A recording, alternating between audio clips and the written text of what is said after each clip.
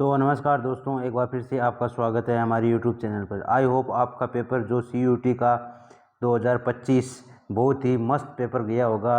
हम आशा करते हैं जिस प्रकार आपने अपनी तैयारी की थी उस प्रकार आपका ये एग्ज़ाम गया होगा। तो इस एग्ज़ाम अब कंप्लीट हो चुका है और आज हम इस वीडियो में हम आपको बताएंगे कि जो 2025 CUT का जो पेपर एनालिसिस है इसके बारे में हम आपको बताएंगे। तो पेपर सॉल्यूशन और किस प्रकार का पेपर आया था आपका, और जो ऑफिशियल आंसर की है उससे मैच करके हम आपको जो सारे क्वेश्चन है उनके आंसर बताने वाले हैं। तो आपसे निवेदन है कि चैनल को सब्सक्राइब करें और वीडियो को एंड तक ज़रूर देखें। अब हम चलते हैं जो ऑफिशियल पेपर आया था। इसमें शीट अलग हो सकती है जिससे आपके क्वेश्चन अलग हो सकती है, परंतु जो क्वेश्चन के सीक्वेंस अलग हो सकती है, परंतु आपके जो क्वेश्चन है वो कहीं ना कहीं आपको इस पेपर में ये देखने को मिलेंगे। तो आपसे निवेदन है कि वीडियो के एक बार ज़रूर एंड से ज़रूर देखें।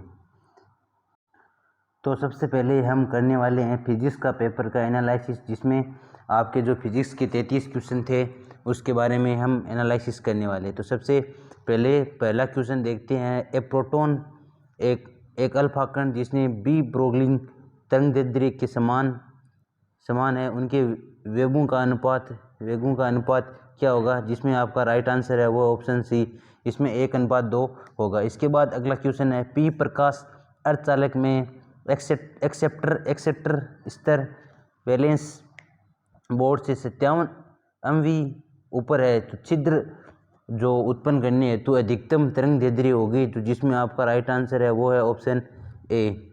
इसके बाद अगला क्वेश्चन है आपकी स्क्रीन पर ये रहा। इसमें है यदि एक प्रतिरोधक तार को ढाई से निकाला जाए और उसका अनुप्रस्थ क्षेत्रफल 1% घटे तो प्रतिरोध के परिवर्तन होगा, जिसमें आपका राइट आंसर है वो 1% कमी होगी। इसके बाद है आपका 40 ओम हीटर को 200 वोल्टमीटर और 50 हर्ट्ज जो मुख्य आपूर्ति के जोड़ा जाता है, तो प्रतिरोध का धारा का पीक मान क्या होगा? जिसमें आपका है राइट आंसर है वो है 10 एम्पियर। इसके बाद अगला क्वेश्चन है जो क्यूरी नियम के अनुसार ताप T पर चुंबकीय जो आपकी सहसंबंधितता अनुपाती होती है, इसमें आपका राइट आंसर है वो ऑप्शन डी। इसके बाद अगला है एक व्यक्ति की ऊंचाई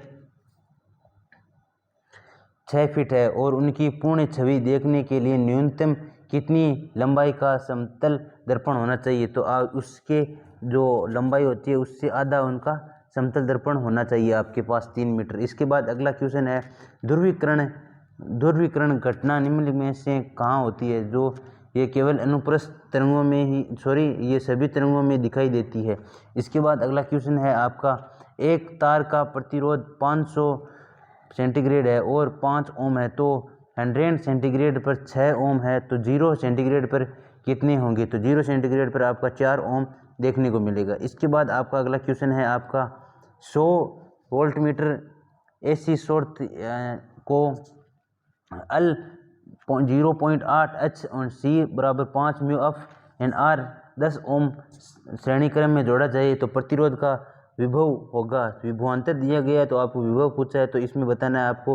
राइट आंसर होगा वो है 50 वोल्ट इसमें विभव होगा। इसके बाद अगला क्वेश्चन है यदि 25% रेडियोधर्मी सामग्री 5 वर्षों के विघटित हो जाती है तो 20 वर्षों में मूल सामग्री का कितना हिस्सा अपरिवर्तित रहेगा? जिसमें आपका 10% हिस्सा अपरिवर्तित रहेगा। इसके बाद अगला क्वेश्चन है एक सुपरकंडक्टर पूर्ण रूप से प्रदर्शित करता है जो अनुचालक प्रदर्शित करता है। इसके बाद अगला क्वेश्चन है कि किसने ये अवकलन किया था कि परमाणु के भीतर बहुत अधिक खाली स्थान होना चाहिए? इसमें ये किया था आपके रदरफोर्ड ने।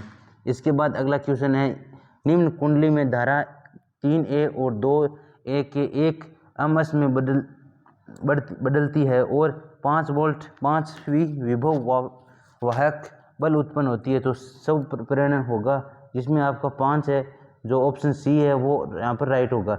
इसके बाद अगला क्वेश्चन है आपकी स्क्रीन पर एक तरंग की आपूर्ति 6 × 10⁻15 हार्डेज है, तो तरंग होगी तो ये तरंग रेडियोधर्मी तरंग होगी। इसके बाद अगला क्वेश्चन है PN जंक्शन में अवरोध विभव अधिकतम होता है, तो ये आपका जो फॉरवर्ड बेसल स्थिति में होता है।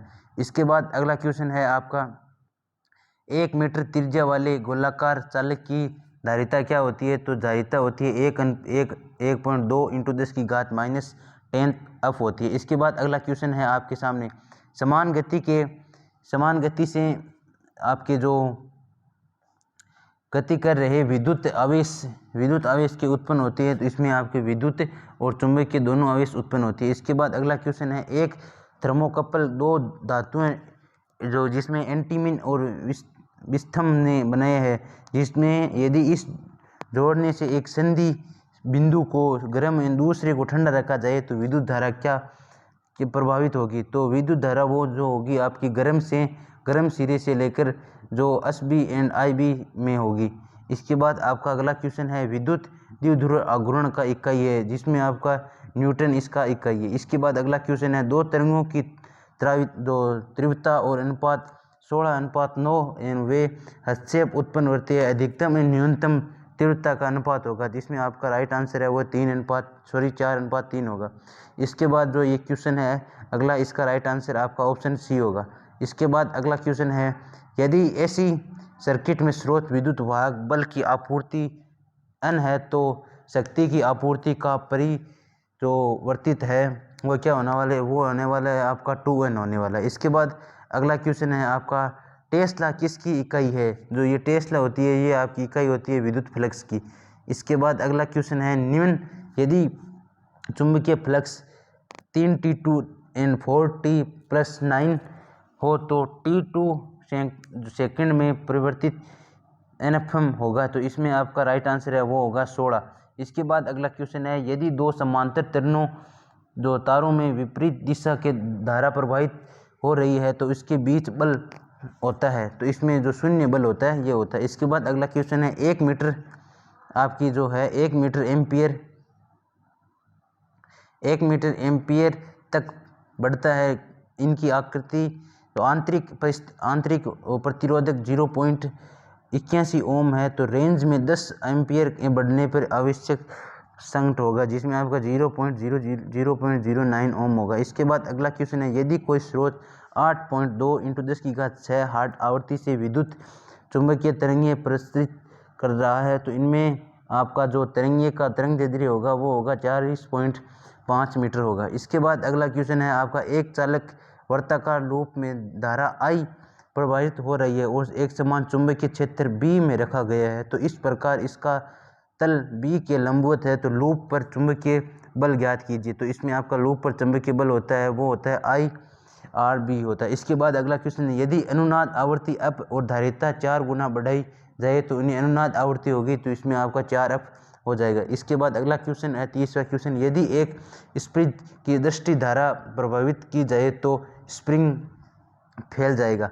इसके बाद अगला क्वेश्चन है आपकी स्क्रीन पर, जिसमें एक 6μF संधारित्र में 100 वोल्टियर का आवेशित किया गया संधारित्र की संग्रहित ऊर्जा बताइए, जिसमें 0.06 जूल देखने को मिलेगी। इसके बाद अगला क्वेश्चन है आपकी स्क्रीन पर, हाइड्रोजन परमाणु के पहले और दूसरे उत्तेजित अवस्था की जो ऊर्जा का अनुपात क्या होगा? इसमें आपका राइट आंसर है वो है 1:2। इसके बाद अगला क्वेश्चन है एक आयताकार कॉइल में 100 कुंडल, लंबाई 4 सेंटीमीटर, चौड़ाई 5 सेंटीमीटर, तो इसमें 2 एम्पियर धारा है। यदि टॉर्क 2.0 Nm हो तो चुंबकीय क्षेत्र B होगा, तो चुंबकीय क्षेत्र इसमें B होगा वो होगा 0.75 T होगा। इसके बाद जो आपका क्वेश्चन है लास्ट क्वेश्चन यहाँ तक ख़त्म हो चुके थे। अब पहला क्वेश्चन है वो आपका केमिस्ट्री का होने वाला है। केमिस्ट्री का पहला क्वेश्चन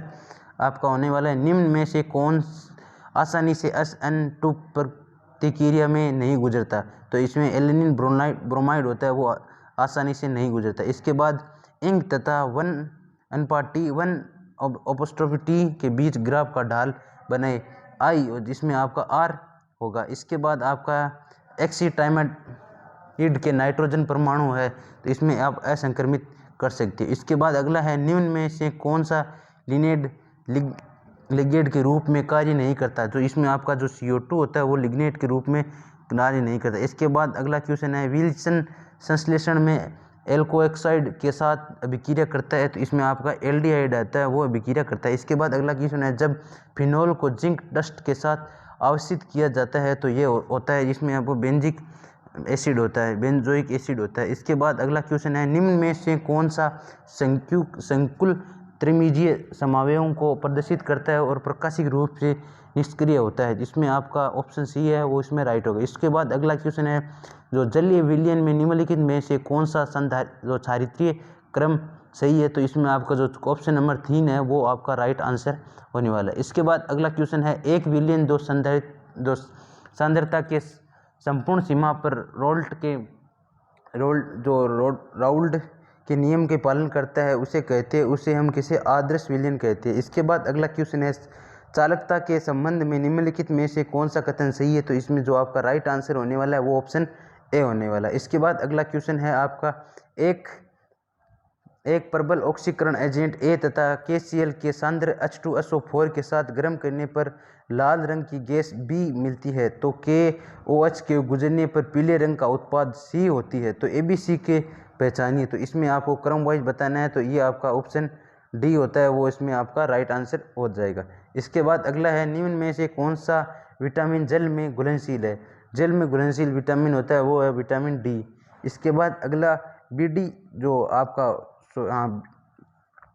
BD होती है वो जल में घुलनशील होती है और बाकी जो जल में घुलनशील नहीं होती। इसके बाद निम्न में से कौन सा अणु एल्कलाइज होता है, जिसमें आपका ग्लूकोज होता है। इसके बाद अगला क्वेश्चन आपके स्क्रीन पर ये रहा है, जिसमें यदि संतृप्त विलयन की विघटन प्रक्रिया ऊष्माक्षेपी है तो तापमान की वृद्धि के साथ घुलनशील में क्या परिवर्तन होगा, तो इसमें पहले बढ़ेगी और फिर घट जाएगी। ऑप्शन डी इसमें राइट आंसर होने वाला है।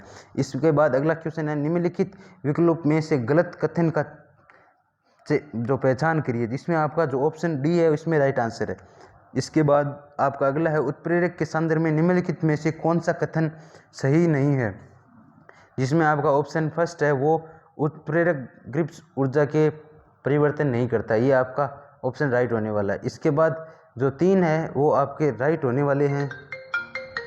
इसके बाद आपका अगला क्वेश्चन है, जो निम्नलिखित में से कौन सा एथेनॉल के एल्डोड संकलन का उत्पादन है, तो इसमें आपका ऑप्शन बी होने वाला है, वो आपका राइट आंसर होने वाला है। इसके बाद अगला क्वेश्चन है आपकी स्क्रीन पर, निम्नलिखित एल्कोहल में कौन सी अम्लता को बढ़ते क्रम को परिभाषित करता है, तो इसमें आपका ऑप्शन बी होने वाला है, वो राइट होने वाला है। इसके बाद अगला क्वेश्चन है आपका, निम्नलिखित में से कौन सा कथन अणुसंख्यक गुण नहीं है, जो हिमांक बिंदु का अवनमन है वो अणुसंख्यक गुणक नहीं है। इसके बाद अगला क्वेश्चन है, यदि फ्लोरीन का मान इलेक्ट्रोड विभव उच्च है तो निम्न में से कौन सा कथन सही नहीं है, तो इसमें आपका जो ऑप्शन सी है वो कथन सही नहीं है। इसके बाद अगला क्वेश्चन है, प्रथम कोटि अभिक्रिया का अर्धआयु है, जिसमें प्रारंभिक सांद्रता का समानुक्रमानुपाती होता है जो अर्धआयु होता है। इसके बाद अगला क्वेश्चन है, संक्रमण धातु निम्नलिखित कारणों से जटिल यौगिक बनाती है, जिसमें आपका राइट आंसर है वो है धातु आयनों का छोटा आकार है। इसके बाद अगला क्वेश्चन आपका नेक्स्ट इसकी जो केंद्रीय धातु आयन का संकरण है, तो इसमें sp3 जो संकरण पूछा गया है ये है। इसके बाद आपका अगला क्वेश्चन है, जो फिनोक्साइड अभिक्रिया का प्रयोग करने वाली प्रयोगशाला में कौन सा हैलोजन यौगिक तैयार किया जाता है, जिससे मेथाइल फ्लोराइड तैयार किया जाता है। इसके बाद अगला क्वेश्चन है, सिरके का कौन सा अम्ल मौजूद होता है, सिरके में आपका एसिटिक अम्ल मौजूद होता है। इसके बाद अगला है, ग्लेवियन सेल्स के संबंधन में निम्नलिखित में से कौन सा कथन सही है, तो इसमें आपका राइट आंसर वो होने वाला है ऑप्शन बी। इसके बाद अगला है, यदि किसी अभिक्रिया के वेब स्तारिक की इकाई अल है तो अभिक्रिया की कोटि होगी, तो इसमें राइट आंसर होने वाला है 2। इसके बाद अगला क्वेश्चन होने वाला है, निम्नलिखित में से आयन तथा चुंबकीय अगुण 5:5.9 BM है, तो आपका जो इसमें होने वाला है आयरन Fe3+ होने वाला है। इसके बाद निम्नलिखित में से कौन सा आयन जो आपका जलीय विलयन में रंगहीन दिखाई देता है, जिसमें आपका कॉपर होता है जिसमें दिखाई दे। इसके बाद कॉम्प्लेक्स जो अभिक्रिया है इसका IPC नाम बताना है, तो इसका IPC नाम जो टेट्रा एमिनो क्लोरोबोल्ट सेकंड क्लोराइड है, तो ये आपका राइट आंसर होने वाला है। इसके बाद वोटज अभिक्रिया में शामिल है, तो जो नेम रिएक्शन है इसमें आपको बताना है alkene and hydrogen halide, option सही है। इसके बाद आपका अगला क्वेश्चन है वो होने वाला है, मोहर लवण रासायनिक रूप में होते हैं जो प्रेस अमोनिया सल्फेट होते हैं। इसके बाद कौन से तत्व अधिक ऑक्सीजन कौन से तत्व होते हैं वो अधिक ऑक्सीकरण अवस्था दर्शाते हैं, वो होते हैं अमन। इसके बाद ये थे आपके जो उसके केमिस्ट्री के क्वेश्चन 33 और 33 हो चुके थे आपके फिजिक्स के। इस दोनों क्वेश्चन में मॉडरेट देखने को मिल सकता है आपके ये क्वेश्चन। इसके बाद अगला क्वेश्चन है आपकी स्क्रीन पर बायोलॉजी की तरफ से, इनमें से निम्नलिखित में से आपका क्वेश्चन है 67 नंबर क्वेश्चन है, जिसमें आपको बताना है निम्नलिखित में से कौन सा कोड मेथियोनिन अमीनो एसिड को कोड दर्शाता है। इसमें आपका ऑप्शन है वो है ऑप्शन ए UAA। इसके बाद अगला क्वेश्चन है आपकी स्क्रीन पर ये रहा, आपका क्वेश्चन है निम्नलिखित में से कौन सा मोनोसोमी का उदाहरण है। जिसमें आपका डाउन सिंड्रोम होता है वो मोनोसोमी का उदाहरण होता है। इसके बाद अगला क्वेश्चन है विकास की उस भ्रूण संबंधित संबंध किसके द्वारा प्रस्तावित किया गया। इसमें ओस्ट हेक्ले ने ये प्रस्तावित किया गया। इसके बाद अगला क्वेश्चन है आपके स्क्रीन पर, इसके बाद अगला क्वेश्चन है DNA हेक्सेस जो RNA पॉलीमरेज के बाइंडिंग साइट प्रदान करता है तो इसे कहा जाता है, इसे हम ऑपरेटर साइट कहा जाता है। इसके बाद अगला क्वेश्चन है कौन सी कोशिकाएं एंड्रोजन स्राव के लिए जिम्मेदार होती है, तो इसमें लीडिंग कोशिकाएं जो एंड्रोजन स्रावण के लिए जिम्मेदार होती है। इसके बाद अगला क्वेश्चन है वो है DNA आनुवंशिक पदार्थ है, ये साक्ष्य किसके प्रयोग में आया, ये हर्शे और चेस के प्रयोग में आया। इसके बाद मानव जीनोम परियोजना के अनुसार मानव DNA के लगभग कितने जीन मौजूद होते हैं, वो होते हैं आपके ऑप्शन बी में दिखाई दे रहे हैं, वो 20,000 से 25,000 तक। इसके बाद अगला क्वेश्चन है निम्न में से कौन सा हार्मोन ओव्यूलेशन के लिए जिम्मेदार होता है। जो ल्यूटिनाइजिंग हार्मोन होता है वो ओव्यूलेशन के लिए जिम्मेदार होता है। इसके बाद निम्नलिखित में से कौन सी कोशिकाएं सीधे HIV से प्रभावित होती है, वो जो साइटोटॉक्सिक कोशिकाएं होती है वो प्रभावित होती है। इसके बाद अगला क्वेश्चन है शहद की मक्खी के लिंग निर्धारण के दौरान अनैच्छिक अंडे को क्या बनता है, तो इससे केवल ड्रोन बनता है। इसके बाद अगला क्वेश्चन है निम्नलिखित में से कौन सा कारक अनुलेखन प्रक्रिया के सम्मिलित के लिए जिम्मेदार है, तो इसमें P कारक होता है। इसके बाद रोग, जिसे हम रोग कारक भी बोल सकते हैं। इसके बाद जो आपके ट्यूबेक्टोमी होती है वो क्या है, ट्यूबेक्टोमी ये शुक्रवाहिनी जो छोटा हिस्सा निकाल दिया जाता है या इसे बांध दिया जाता है, इसे ट्यूबेक्टोमी कहते हैं। इसके बाद आपके निम्नलिखित में से कौन सा ऑटोसोमल गुणसूत्र से जुड़ा अप्रभावी विकार है, तो इसमें आपका डेनिस मस्कुलर डिस्ट्रोफी है। इसके बाद अगला क्वेश्चन है आपके दो जीन के बीच पुनर्संयोजन आवृत्ति के और दूरी किस प्रकार संबंधित होती है, जिसमें आपका राइट आंसर है वो ऑप्शन बी होने है। पुनर्संयोजन आवृत्ति दो जीन के बीच की दूरी को व्युत्क्रमणपाती होती है। इसके बाद अगला क्वेश्चन है DNA पर निर्भर DNA पॉलीमरेज किस दिशा में नए स्ट्रैंड का पॉलीमराइजेशन को उत्प्रेरित करता है, वो करता है अपने 3 to 5 दिशा की तरफ। इसके बाद अगला क्वेश्चन है कौन सा नियम बताता है कि युग्मन निर्माण के दौरान एलील जुड़े अलग अलग होते हैं, इससे प्रत्येक संयुग्म में 3 जीन, प्रत्येक जीन के लिए केवल एक एलील होते हैं, तो इसमें आपका पृथक्करण का नियम है ये प्रतिपादित करता है। इसके बाद अगला है हिस्टोन प्रोटीन के प्रचुर मात्रा में होते हैं, ये एलेनिन एंड आइसोल्यूइन जो प्रचुर मात्रा में पाई जाती है।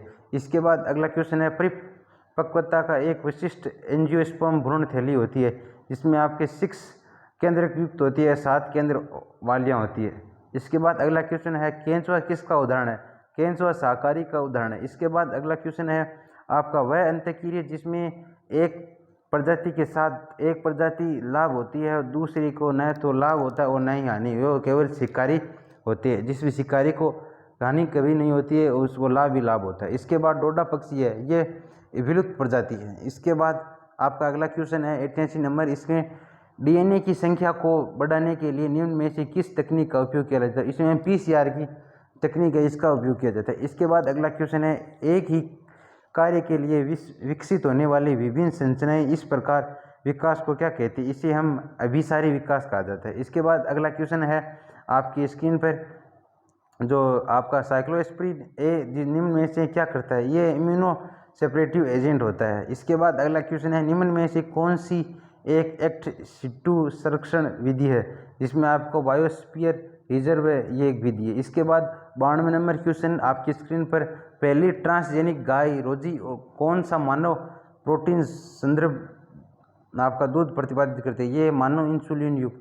इसके बाद अगला है, निम्न में से कौन सी परत विकासशील परागकणों के पोषण करती है, जिसमें आपकी जो लास्ट वो आपकी जो होती है परत होती है जिसे हम टेपेटम के नाम से जानते हैं। इसके बाद अगला क्वेश्चन है, माइक्रोस्पोरम प्रजाति के संबंधित कवक निम्नलिखित का कारण बनता है जिसे हम रिंगवर्म के नाम से जानते हैं। इसके बाद बीटी टॉक्सिन का एनकोड क्यों किया जाता है, इसमें जो पी आपका 53 जीन द्वारा होता है। इसके बाद निम्न में से कौन सा कारक हार्डिन वेग संतुलित का बिगड़ता है, इसमें आपका राइट आंसर वह होता है कोई उत्प्रेरित नहीं होता है। इसके बाद अगला क्वेश्चन है, छोटे भौगोलिक क्षेत्र एवं सीमित और कई और नए पाए जाने वाले प्रजातियों के किस नाम से जाना जाता है, इसे हम स्थानिकता प्रजाति के नाम से जानते हैं। इसके बाद समुद्र में बायोमास का पिरामिड होता है, इसके उल्टा होता है।